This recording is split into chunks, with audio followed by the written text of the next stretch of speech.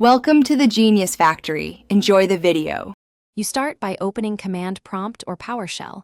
This is where Windows reports the active runtime. Type Python version and press Enter. This prints the interpreter version immediately.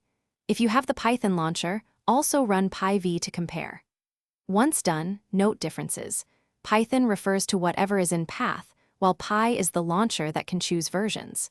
Make sure to run both so you quickly identify if Windows is using the store app, a user install, or a system install. Next, you'll dig into the interpreter to learn why that version is active. Start Python to enter the REPL, then run import sys, print sys, version. That prints the complete version and build info, which matters for compatibility.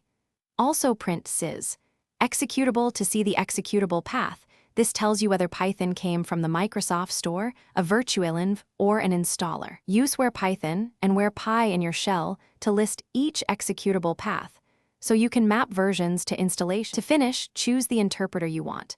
Modify path to prioritize that install, or use the Python launcher with py-3. 9 to select an exact minor version.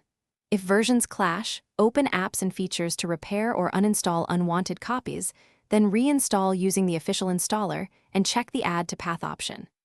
One tip if things go wrong, deactivate any virtual environment and rerun where Python. Virtualenvs can mask system installs. Make sure path order places your chosen Python before others. Thanks for watching. If you found this helpful, don't forget to like and subscribe.